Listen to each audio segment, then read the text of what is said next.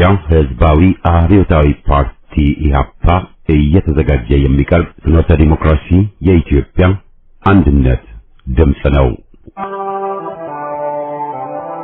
ጤና ይስጥልኝ። እንደምን አመሻችሁ አድማጮቻችን። ዛሬ ረቡዕ ግንቦት 13 ቀን 2017 ዓ.ም ነው። የደምቢ ዶሎ ዩኒቨርሲቲ ተማሪዎች የነበሩትና በአክራሪ የኦሮሞ አሸባሪዎች የታገቱት ተማሪዎች ጉዳይ እስካሁን እልባትን አላገኘም። ብዙዎቹ ልጃገረዶች የሆኑት እነዚህ የአማራ ወጣቶች ከታገቱ ረቡዕ ግንቦት 13 ቀን 2062 ቀናት አለፋቸው። የወጣቶቹ ሰቆቃ ያብቃ እንበል። እስከ መቼ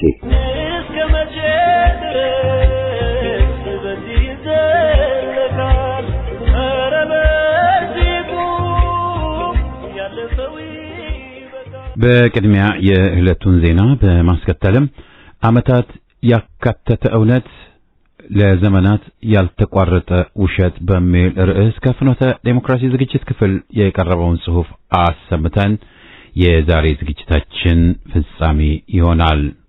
የፖለቲካ ቁማር እኛን አይመለከተንም ሲሉ የጤና ባለሙያዎች ገለጹ። በሀገራችን ኢትዮጵያ አሁን ላይ ሁሉም ነገር እንደ ፖለቲካ እየተቆጠረ ሲገኝ ይሄን እያደረገ ያለው ደግሞ አገዛዙና ግብረ አበሮቹ ብቻ ናቸው ብለዋል። የጤና ባለሙያ ዳቦ መግዛት አቃተ መኖር አልቻለም የሚል ጥያቄ ነው ያለን። ሌላ ምንም አይነት ተልእኮ የለንም። እኛ ፖለቲከኛም አይደለንም። የፖለቲካ ሀሳባችን እኛ ላይ አታዞርብን። ጥያቄያችን ግልጽና ግልጽ ነው። አገዛዙ ከዚህ ለማምለጥ ብሎ ወደ ፖለቲካ በመለጠፍ ሌላ ችግር ውስጥ ለመክተት አፈናውን አጠናክሮ ቀጥሏል። ይህ ግን እኛን አይገልጸንም። ይልቁንም የባሰ ትግል ውስጥ እንድንገባ እያቀሳሰረን ነው መሆኑን ታውቋል ብለዋል። መንግስት ጥያቄያችን ለመመለስ ምንም አይነት ፈቃደኝነት አይታየበትም። ይልቁንም በማሰርና በሌሎች የኃይል እርምጃዎች ነገሩን ወደ ለየለት አመጽ እየወሰደው ነው ብለዋል። መብቱን የጠየቀ ያለ ባለሙያ እስራት አይገባውም ያሉት የሕክምና ባለሙያዎቹ ፖለቲከኞች የኛን ጉዳይ ለዓላማችሁ ማስኬጃ እንዳታደርጉኛ አልፈቀድንም። ይህ የመብት ጥያቄ የጤና ባለሙያዎች ብቻ ነው። በዚህ ላይ የተሰማራችሁ የፖለቲካ ሰዎች ካላችሁ እጃችሁን አንሱልን። ወደ ጤና ባለሙያ የሙያ አጋሮች ከመቼውም በላይ በሳልነት እና ጥንካሬ ከኛ ይጠበቃል። ጥያቄያችን ይመለስ፣ ባርነት ይብቃን። ከዚህ በኋላ የምንታገሰውና የምናልፈው አገዛዙ አደረጃጀት አይኖርም። እኛ ፖለቲከኛ አይደለንም። ከችግሩ ለማምለጥ ብሎ አገዛዙ ግን ሌላ ቦታ ውስጥ በመክተት ላፈና እንዲመቸው ለእስርና ለእንግልት ለመዳረግ ሲል ሌላ ታርጋ መለጠፉን ተያይዞታል። አጥብቀን እናወግዛለን ብለዋል። የአማራ ፋኖ ብሔራዊ ኃይል በሁሉም ቀጠናዎች አኩሪ ጀብድ እየፈጸመ ይገኛል። አራቱም ክፍለ ሀገር የቀጠለው ተጋድሎ ህዝብ ነጻ ሲወጣና አገዛዙ ከነግብረ አበሮቹ ስልጣን እስኪለቅና እስኪንኮታኮት እንዲሁም ለፍርድ እስከሚቀርብ የቀጠለው ተጋድሎ አሁንም ተጠናክሮ ቀጥሏል። የአማራ ፋኖ ብሔራዊ ኃይል በላስታ ደብቆ ቀጠና በተፈጸመ ደፈጣ ጥቃት መትረጊስ ተኳሹን ጨምሮ ከ5 በላይ ያገዛዙ ወታደሮች ሲገደሉ ከ12 በላይ ደግሞ ቆስለዋል። የአማራ ፋኖ ብሔራዊ ኃይል ላስታ ሳምነው ኮር አርበኛ አያነው እነው የሚመራው እሸት ክፍለ ጦር ተወራራይ የፋኖ ኃይሎች በተከፈተ የደፈጣ ጥቃት ያገዛዙ እንደራሴዎች እየተጋጋጠ የሚገኘው ሰራዊት ከባድ ሰብአዊና ቁሳዊ ኪሳራ ደርሶበታል። በላስታ ሳምነው ኮር ስር ከሚገኙ 7 ክፍለ ጦሮች ውስጥ የሚገኘው ግዙፍ እሸት ክፍለ ጦር ዘመቻ መምሪያ አርበኛ ኮስተር አሸናፊ የበሬውን ሻለቃ ምክትል አዛዥ ፋኖ ደጀን ድንቁና የክፍለ ጦር ሜካናይዝድ አባል ፋኖ ንጉስ ጸጋዬ በመሰረት ባስተባበሩት የደፈጣ ጥቃት ከፍተኛ የሆነ ኪሳራ በአገዛዙ በኩል ተመዝግቧል። በተመሳሳይ ከትላንት በስቲያ በዚሁ ድብቆ ቀጠና ልዩ ስሙ የድሮ ከተማ ተብሎ በሚጠራው ቦታ በተፈጸመ ደፈጣ ጥቃት የጸረ አማራ አገዛዝ ወታደሮች ከባድ የሆነ የሰብአዊና ቁሳዊ ውድመት ማስተናገዳቸው ታውቋል። ወታደሮቹ ላይ የደፈጣ ጥቃት እየተፈጸመው ከላሊበላ ወደ ጋሸና የሚጓዙ የብልጽግና አመራሮች አጅበው የተጓዙ በነበረበት ሲሆን የእሸት ክፍለ ጦር አናብስት በዚሁ ቀጠና ዛሬም ከባድ ጥቃት በመሰንዘር ታላቅ ድል ተጎናጽፏል። የአማራ ፋኖ ብሔራዊ ኃይል ጎንደር የበጋሻው ክፍለ ጦር ትልቅ ጀብድ ፈጸመ። ከማክሰኝት ወደ ጠዳ ከተማ ሲንቀሳቀስ የነበረ አድማ ብተና ከቀኑ 10 ሰዓት ጀምሮ ልዩ ቦታው ምንዝሮ ቀበሌ ላይ አይቀጡ ቅጣት ተቀጥቷል። በውጊያው በጎንደር የበጋሻው ክፍለ ጦር በኩል በአርበኛ ሀብታሙ ድረስ የምትመራው ቃኘው ብርጌድና በአርበኛ አስናቀው ሽጉጥ የምትመራው የተወርዋሪዋን ዋሴ ሰኮላ ሻለቃ አባላት የተሳተፉ ሲሆን ያገዛዙ አሽከር አድማ ብተና አባላት ጥቁር አስፋልት ላይ በቀይ ጥይት ግንባሩን ሲበረቀስ አምሽተዋል። በአውደ ውጊያ በጠላት በኩል 8 የአድማ ብተና አባላት ሲሰናበቱ 12 በላይ የሚሆኑት ደግሞ አካላዊ ጉዳት ተደርሶባቸው የአማራ ፋኖ ብሔራዊ ኃይል የጎጃም አገው ምድር ክፍለ ጦር ወታደራዊ አዛዥ ኮማንዶ 50 አለቃ ደሞዝ የግዙፍ ክፍለ ጦር የጎጃም አገው ምድር ጦር አዛዥ ዴቭ የአማራ ፋኖ ብሔራዊ ኃይል ከሚመካባቸው ወጣት ነባር ወታደራዊ መሪዎች አንዱ ነው ተመዝግቧል። ኮማንዶ ዳዊት ከአሁን በፊት በአማራ ልዩ ኃይል የተለያዩ ጀብዶች የፈጸመው ተግባር የሚገኝ ንስር ተዋጊና አዋጊ የጦር ጠበብት ነው። ይህ ብላቴና ወጣት የጦር ጠበብት በተሰማራባቸው ወደ ውጊያዎች የጠላት አንገት የሚያስደፉ ለወገን የኩራት የሆነ ብላቴና ወጣት መሪ መሆኑ ተመስክሯል። በዚህም የጀግና ወጣት ተወርዋሪ ኮማንዶዎች ጀብድ የፈጸሙ ሽልማት እየተበረከተላቸው ሲሆን ከነዚህ ውስጥ አንዱ ዳዊት እና እጅግ በጣም አኩሪ ድል ያስመዘገበ ወጣት መሆኑም የክፍለ ጦሩ ሰብሳቢ አርበኛ ዘመን ተሻለ የጋራ ጥምረት የተለያዩ ጀብዶች የሚሰራና እየሰራ ያለ ወጣት በሚል ሽልማት ተበርክቶለታል።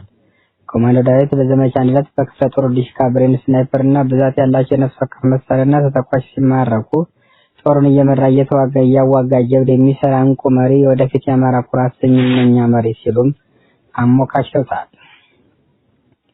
ኪሊሊ ዘንገና ብርጌድ ተጋድሎ አደረጉ። የአማራ ፋኖ ብሔራዊ ኃይል የጎጃም አገው ምድር ክፍለ ጦር ኪሊሊ ዘንገና ብርጌድ ማስደመሙን አጠናክሮ ቀጥሎ በዛሬው ዕለት በውጊያ ስፔሻሊስቶቹ ኪሊሊ ከተማ ዘልቀው በመግባት የአቀዱትን ኦፕሬሽን ሙሉ በሙሉ አሳክተዋል።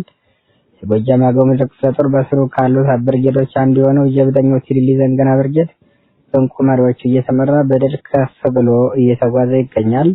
የኪሊሊ ዘንገና ናብስቶች በትልሊ ከተማ ላይ ከድል በኋላ ከፍተኛ የሆነ የታድሶ ፕሮግራም አካሂደዋል።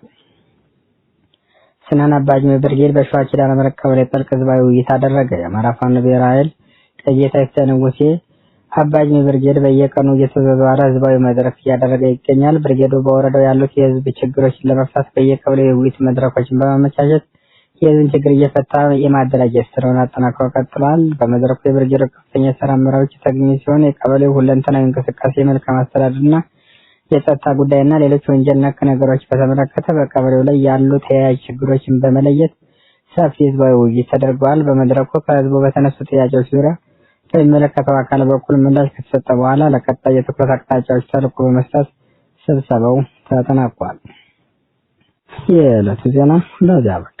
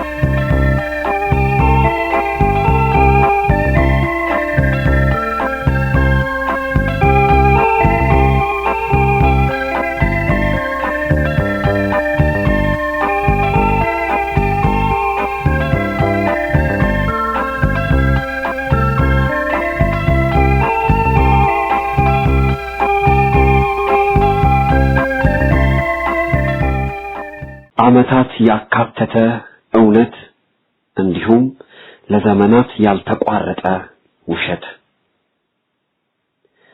ኢህአፓ ከተመሰረተበት ዕለት ጀምሮ የኢትዮጵያ ሕዝብ ትግል በስር ነቀል ለውጥ ላይ መመስረት እንዳለበት ገልጾ ይህም የዓላማው መሰረት መሆኑን በይፋ በማሳወቅ ትግሉን ጀመረ። ባለፉት ውጣ ውረድ በበዛባቸው ዓመታት ይህንኑ መሰረታዊ ዓላማውንና በህዝብ ዲሞክራሲያዊነት እኩልነት ላይ የተመሰረተ ሀገራዊ ሉዓላዊነትን ተመርኩዞ ትግሉን አፋፋመ። ካሁን በኋላ የኢትዮጵያ ህዝብ ጣና ነጻነት በውስጥ ጨቋኞችና ተፈራራቂ ገዢዎች ሆነ በባዕዳን ጥቅምና ፍላጎት ላይ መመስረት እንደማይገባው ቃል ኪዳኑን ለኢትዮጵያ ህዝብ ሰጠ። ለ42 ዓመታት እውነትን የተናገረ ስቃይንና ችግርን በግፍ መገደልና መታጎርን ከኢትዮጵያ ህዝብ ጋር ተቀበለ። ይህም ብቻ አልነበረም። ሰፈፍ የህዝብ ልጆች በኢህአፓ ቋሚ መፈክሮች ስር ተካተው ከተፈራራቂ ጨቋኝ ገዢዎች ጋር ሲታገሉ እንደ ቅጠል ረገፉ። እንደ ፈሪ ሳይሆን እንደ ጀግና አለፉ። የቀደሙ የኢትዮጵያ አርበኞችን ታሪክ አደሱ። ዛሬ እየተካሄደ ላለው ሀገራዊና ህዝባዊ አመጽ እርሾ አስቀመጡ። በመሞትና በመሰዋት ህይወት እንዳለ አስመሰከሩ። ገና ከጠዋቱ እናንተም ግደሉ እኛም እንገላለን፣ ግን እናንተ ትቢያ እኛ እንነሳለን እያሉ በመዘመር ያንን ፋሽስታዊ ወታደራዊ አገዛዝ ከስልጣን አሰናበቱ። የኢህአፓ መስዋዕትነት በዚህ ብቻ አላበቃም። የወታደራዊ ፋሽስታዊ አገዛዝ በጠባቡና ዘረኛው ጸረ ኢትዮጵያዊ የወያኔ ቡድን ተተካ። በዚህ ቢሆንም የኢትዮጵያ ህዝብ ከባሰ መጽአት ውስጥ ተነከረ። ቀድሞ ሆነ ዛሬ ኢህአፓ ለኢትዮጵያና ለህዝቦቿ ያለው ራዕይና የገባው ቃል ኪዳን ያስደነገጣቸው የውስጥና የውጭ አድሃሮት ኃይላት ኢህአፓን ለማጥፋትም በግልጽም ሆነ በስውር ተባበሩ። ቁጥሩ የማይናቅ የምሁር ክፍልም ለሆድ በማደር ጭራውን ቆልፎ ገሚሱ በወያኔ ስር፣ ገሚሱ ደግሞ ወያኔን ለስልጣን ባደረሱት ባዕዳን ኃይሎች ስር ተደረደረ። ሀገርና ህዝብን መጉዳት ብቻ ሳይሆን ህሊናውን ጭምር ለኢትዮጵያ ጠላቶች ሸጠ። የወያኔ ውሸት ቀጥተኛ ቅጂ በመሆንም የኢህአፓን ታሪክና ጀግንነት በማራከስ የውሸት ተግባር ላይ ተሰማራ። የኢትዮጵያ ህዝብ ከዳር እስከ ዳር አንስቶ የወያኔ የግፍ አገዛዝ ይውደም፣ ወያኔ ከነዝባዝንቴው ይቀበር፣ ከስልጣን ይውረድ ሲል ይኸው ምሁር ነኝ ተብየው አረጉድ በቅድሚያ ለሰላም እድል እንስጥ፣ ከወያኔ ጋር በሰላም እንደራደር እያለ ሲያወናብድ 25 ዓመታት ለወያኔና ለባዕዳን ተልኮ ምንጣፍ ሆኖ የኢትዮጵያን ህዝብ ስቃይ ዘመን አራዘመ።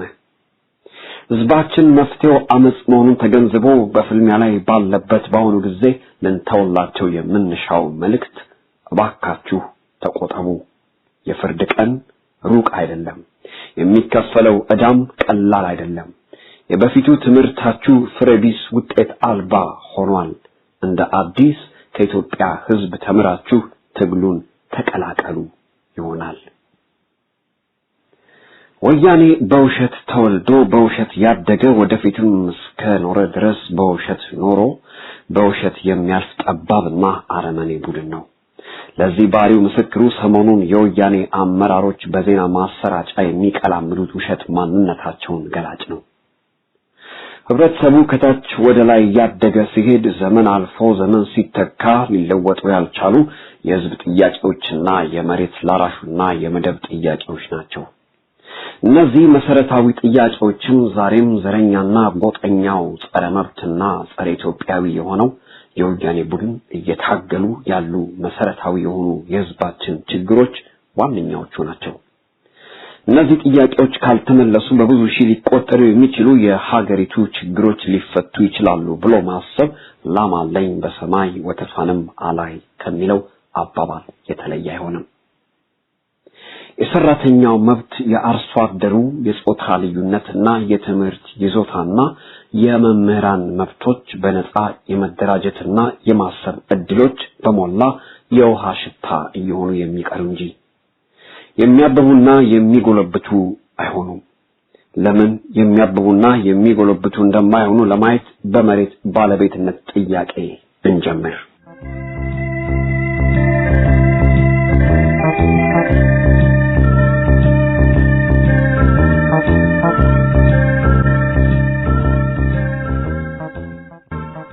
አንድ የመሬት ባለቤትነት ቁልፍ ጥያቄ። ከላይ ለማስቀመጥ እንደተሞከረው የመሬት ባለቤትነት ጥያቄ ህብረተሰቡ ከአንድ ስርዓት ወደ ሌላ መሸጋገር ስለመቻሉ ራሱ ዋነኛው ምክንያት ነው። ጥንታዊ የጋርዮሽ ህብረተሰብ ከፈረሰ በኋላና ዛሬ እስካለንበት ጊዜ ሲደርስ የመሬት ባለቤትነት ጥያቄ የበላይነትን ይዞ የተጓዘ ነው። የጭቆናና የብዝበዛው ሁኔታ ከጊዜ ወደ ጊዜ እየከፋ መሄዱም ከመሬት ባለቤትነት ጋር በእጅጉ የተሳሰረ ነው። ይህንን ሽግግር ጤናማ በሆነና ጤናማ ባልሆነ ሁለት ክፍል በልቶ ማየት ይገባል። የመሬት ባለቤትነት ስርዓተ ማህበር ሲፈርስ ብዙሃኑ መሬት የለሽ አርሶ አደር ጭምር በፋብሪካ ሰራተኝነት ጣሪያ ስር እንደሚሰባሰብ የታወቀ ነው። በአንጻራዊ ደረጃ ጤናማ በምንለው መንገድ በአንድ ጣሪያ ስር የተሰባሰበው የሰራተኛ መደብ ጉልበቱን የሚሸጠው እያቆጠቆጠ ላለው የካፒታሊስት ስርዓት ቢሆንም በሰራተኛ ማህበር ስር ተደራጅቶ ለመብቱ መቆም፣ ለደሞዝ ጭማሪና ለማህበራዊ ህይወቱ የመታገል ሁኔታውን በአጠቃላይ የተገፈፈ አይደለም። አገር በቀል ከበርቴም ያቆጠቁጣል፣ ያድጋል። ጤናማ አይደለም በምንለው ሽግግር ግን አንደኛው አምባገነን በሌላኛው አምባገነን ስለሚተካ የጤነኛ ሽግግር ኬላዎች ጨርሰው ይዘጋሉ። የብሔራዊ ከበርቴም ያቆጠቆጠና ያደገ መሄዱ የሚታሰብ መሆኑ ቀርቶ የሚታለምም አይሆንም።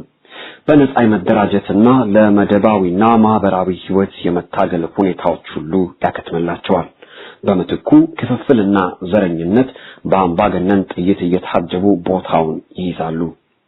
ለሰራተኛው መደብ ጥቅምና እድገት በጋራ መቆምና በጋራ መምከር ቀርቶ በአንድ ቋንቋ መግባባት የሚቻልበት ሁኔታ ሁሉ በአምባገነኖች ህግ የታገደና የማይፈቀድ ይሆናል። አፍራሽና እድገት ገቺ የአፋኝና የዘረኝነትን ነቀርሳ ስር እንዲሰጥ በሚፈቅድና የገዢውን ቡድን እድሜና ብዝበዛ ለማራዘም በሚያስችል መንገድ እንዲዋቀሩ ሁኔታውን ያመቻቻል። በአንድ ጣሪያ የተሰባሰቡ ቢሆንም ሴቶች ለጋራ መፍታቸው እንዳይቆሙ፣ ሰራተኛው በአጠቃላይ ለጋራ ብሶቱ መፍትሄ እንዳይሻ፣ የኦሮሞ፣ የአማራ፣ የደቡብ ብሔርና ብሔረሰቦች ቋንቋ ለብቻው እንዲጠቀሙ በሚያስተባብራቸው መስመር እንዳይጓዝ ግዴታ ይጣልባቸዋል።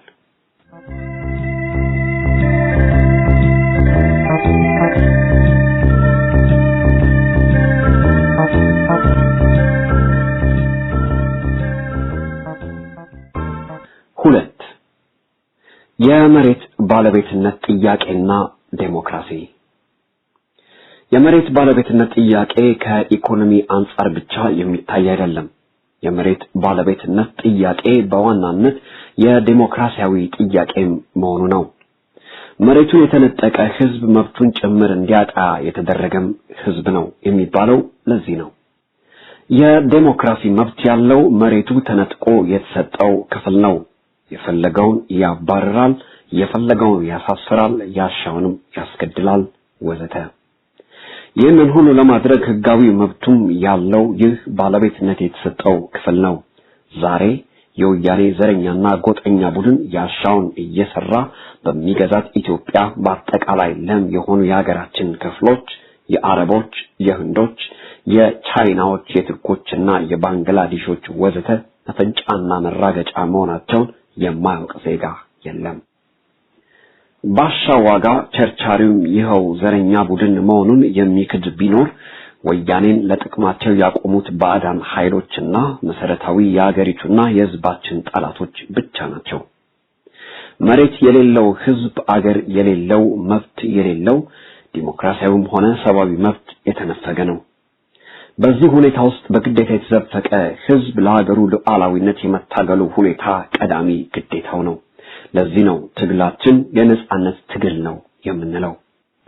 የዚህ ሁኔታ መሆን ደግሞ ከወያኔ መውደቅ አለመውደቅ ጋር የተሳሰረ ነው። ወያኔ በስልጣን እስካለ ሀገራዊ ሉዓላዊነት፣ ዲሞክራሲያዊና የሰብአዊ መብቶች መከበር የሚታሰቡ አይሆኑም። አጥፊና ዘረኛው የወያኔ ቡድን አምሮ መታገል ግን ቁርጠኝነትን ጠያቂ ነው። ወያኔ አገር አጥፊ ጠላት ነው። በጾም በጸሎት የሚወርድ አይደለም። የወርቅ ዘር ልጆች ነን ሲሉን በትግላችን ምድራዊ ገነት ገብተናል ማለታቸው መሆኑን አንዘንጋ። ምድራዊ ገሃነም ውስጥ ያለው ህዝባችንና ውድ ሀገራችን ናቸው። ውድ ሀገርን ማስከበር፣ ውድ ህዝባችንን መታደግ፣ ውድ ህይወትን መገበር የሚጠይቁ ናቸው። የአድዋና የ1966 የካቲት ተመክሮች ይህን የመሰለ እውነት ቋሚ ምስክሮች ናቸው።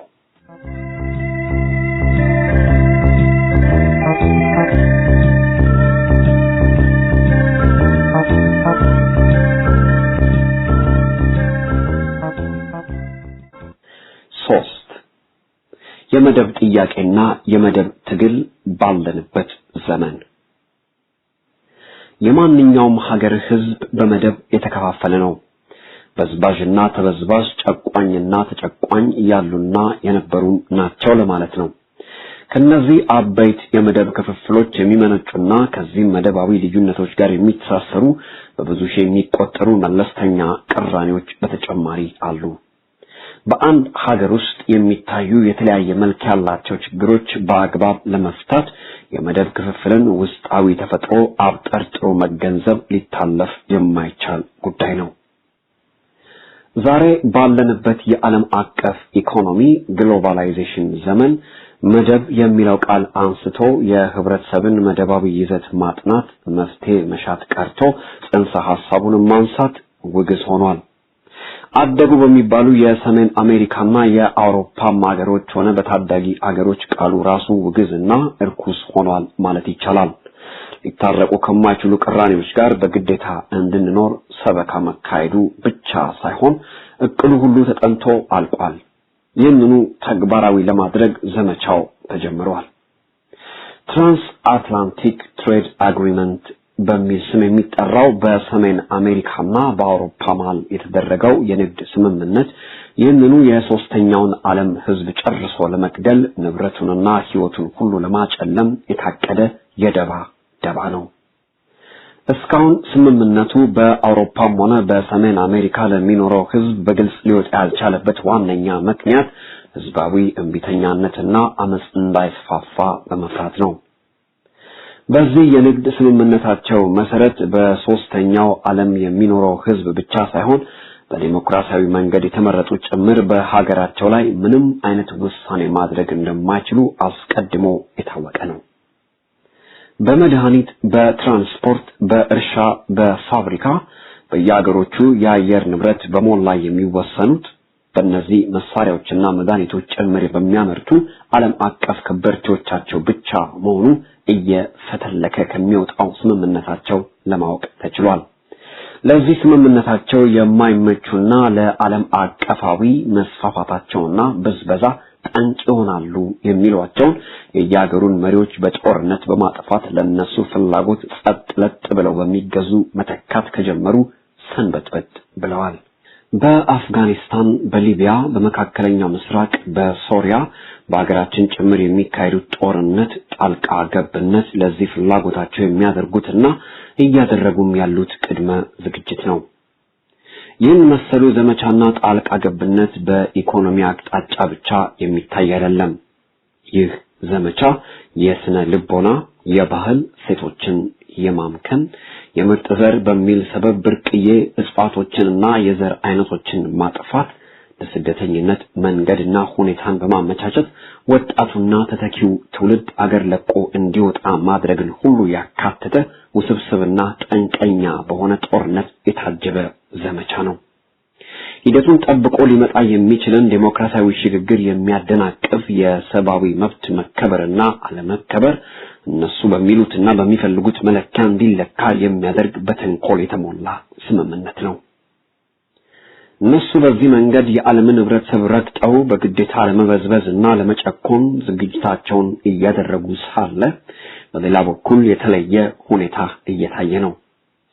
የዓለም ህብረተሰብ በመደብ የተከፋፈለና በጨቋኝና በዝባዥ በአንድ ጎራ፣ ተበዝባዥና መብቱን ያጣው በሌላኛው ጎራ ከተው ተፋጠው ያሉበት ሁኔታ እየታየ ነው። የምዕራቡ ሀገር ተጨቋኝ ህዝብ ከሶስተኛው ዓለም ተጨቋኝና ተበዝባዥ ህዝብ የሚያስተሳስረው የሚያስተባብረው ሁኔታ ከመቼውም ጊዜ የበለጠ በጉልህ እየታየ ነው። የፓለስቲኒያን ህዝብ ትግል ከፈረንሳይ ከሰሜን አሜሪካ ሰራተኞችና የጥቁሮች ጭቆና ጋር ተሳስረው በየቦታውና በየመልኩ የአንድነት መልእክት የሚያስተጋባ ሁለገብ ትግል እየተካሄደ ነው። በፈረንሳይ ሀገር፣ በሆላንድ፣ በደቡብ አፍሪካ፣ በመካከለኛው ምስራቅ ወዘተ በየቀኑ የምናየው የሥራ ማቆም አድማ ሁሉ ለዚህ ሁኔታ ምስክር ነው። የባህሩ ማዕበል፣ የጫካው መጨፍጨፍ፣ የአርክቴክትና የአንታርክቲክ ማዕድናትና ነዳጅ ፍለጋ፣ የከበርቴዎች ግብግብ ለዓለም አየር ጸባይ መቃወስ ዋነኛ ምክንያት ስለሆነ የዓለም ሕዝብ በጋራ ድምፅ ይህንን ሲታገል በየቦታው እየታየና እየተሰማ ያለ እውነት ነው።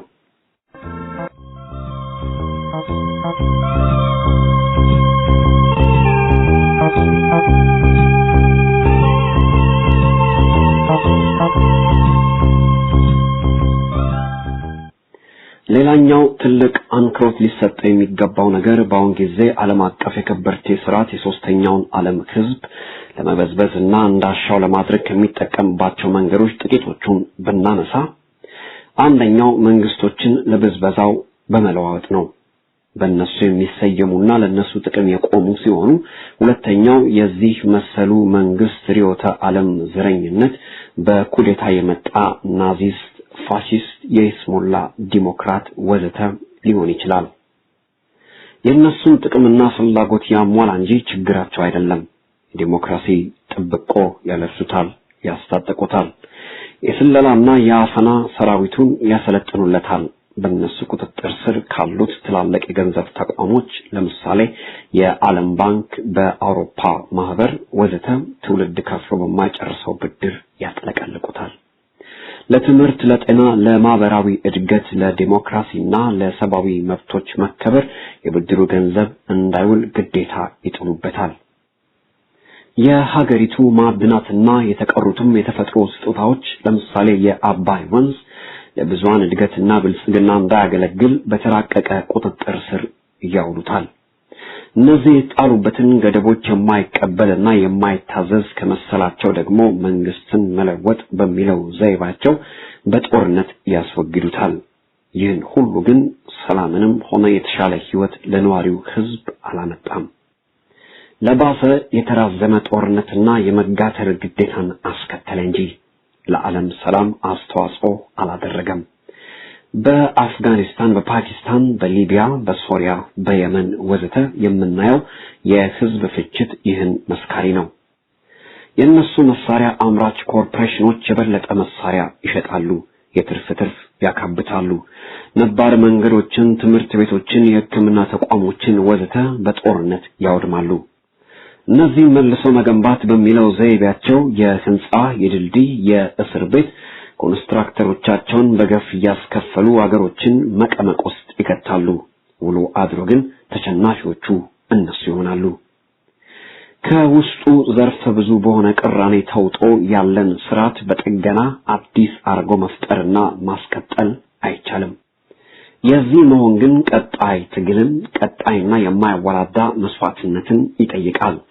ነጻነት የመጨረሻ ውድና ክብር ዓላማ ነው። የሰው ልጅ ለነጻነቱና ለሀገሩ ህልውና ካልቆመ ሰውነቱ ምኑ ላይ ነው? ይህንን ክፍል ደጋግመን የምንወያይበትና የምንመላለስበት ይሆናል። ለጊዜው ግን የስልሳዎቹ ታጋይና የብላክ ፓንተር መስራች አባል በሆነችው በኤንጀል ዋይ ዴቪስ እንቋጨው። Freedom is a constant struggle ብለናለች። ነጻነት የማያቋርጥ ትግል ውጤት ነው እያለችን ነው። ከዚህ አያይዞ አጼ ሚኒሊክን መጥቀሱ በጣም ወቅታዊ ነው። አጼ ሚኒሊክ ወደ አድዋ ሲዘምቱ ለኢትዮጵያ ህዝብ ጥሪ አድርገው ነበር። ጥሪው እንዲህ ይላል: ትግሬዎች፣ አማራዎች፣ ኦሮሞዎች፣ ወላይታዎች እንዲሁም የተቀራችሁ በሞላ የጋራ ጠላታችሁን በማወቅ ልዩነታችሁን ወደ ጎን በመተው የአንድ ሀገር ህዝብ መሆናችሁን በአጽንኦ እወቁት። ሀገር ይኑር ከተባለ በሃይማኖት በጎሳና በዘር መለኪያ ሳይሆን የሀገር ነጻነትን አስተማማኝ በሆነ መንገድ መከላከልና መጠበቅ ሲቻል ነው። በኢትዮጵያዊነት መለኪያ ማየት ስንችል ብቻ ነው መከላከልም ድል ማድረግም የሚቻለው ብለዋል። The Battle of Adwa by Raymond Jonas። አጼ ምኒልክ አገር ከሌለ ሁሉም ነገር የለም ማለታቸው ነው። መሰረት የያዘ እውነት ራዕይ ያለው መሪ አገላለጽ ይሏል ይህ ነው። ሀገር ከሌለ ነጻነትና መብት፣ ፍትህና ርትዕ፣ ዴሞክራሲያዊና ሰብአዊ መብት ጭምር የሉም ማለታቸው ነው። የአድዋ ጦርነት ካለፈ 120 ዓመት በኋላ የታሪክ እርግማን ሆነና የወያኔ ዘረኛና ጎጠኛ አገር አጥፊና ወሮ በላ ቡድን በስልጣን ኮርቻ ላይ ተፈናጠጠ። አጼ ምኒልክ እንደፈሩትና እንዳስጠነቀቁት ዲሞክራሲያዊም ሆነ ሰብአዊ መብት፣ ፍትህና ርትዕ፣ የህግ የበላይነት ከሀገራችን ተሰናበቱ። በቦታቸው ዘረኝነትና ጽንፈኝነት ቦታውን ያዙ። አንድነት ሳይሆን ልዩነት፣ ሰላም ጠፍቶ ሁካታና ትርምስ፣ ፍጅትና ዘረፋ የህዝባችን የዕለት ተዕለት መኖሪያው ሆነው ተከሰቱ። ይህን የመሰለ ውስብስብ የታሪክ ወቅት መድረሳችንን ስንገልጽ አሁንም የሰፊውን ህዝብ አሸናፊነት አይቀሬ መሆኑን የሚገባውን ግንዛቤ እየሰጠን ነው። ዛሬም ሆነ ነገ የሰፊውን ህዝብን ባለታሪክነትና ወሳኝነቱን ባለመዘንጋት ነው። አገር የድርጅቶች ሳይሆን የብዙሃኑ ህዝብ ነው የሚባለው ለዚህ ነው። በሌላኛው አንጻር ደግሞ ህዝብን ለማደራጀትና ብቃት ጥራት ያለው ድርጅት በትግሉ ወላፈን እየተፈተነ ካልወጣ ህዝባዊ ድል የሚታሰብ አይደለም። የድርጅት ብቃትም የሚመዘነው በየጊዜው የሚለዋወጠው የውዥንብር ሁኔታ ሳይሆን የጊዜውን ወቅታዊ ሁኔታን አመዛዝኖ ለዚህም ተመጣጣኝ ስልትና ግብን መንደፍ ማሰማራትና መምራት ሲቻል ብቻ ነው። ዘረኝነትና ጸረ ኢትዮጵያ የወያኔ አምባገነንነት በሰፈነበት ሀገራችን የሰላማዊ ትግል መንገድ ጨርሶ በተዘጋበት ሁኔታ ግን ከፍተኛ የትግል ስነልቦና ተላብሶ በህቡ መደራጀትና መንቀሳቀስ ይጠይቃል። በአፍ ሳይሆን በተግባር የራስን ህይወት ለመስዋዕትነት አቅርቦ ሀገርን ማዳን ግድ ይሆናል። አንድ ሎሌ ለሁለት ጌታ አያድርም እንደሚባለው ለሆድም ለሀገርም መኖር አለመቻሉ በግልጽ ሊታወቅ ይገባል።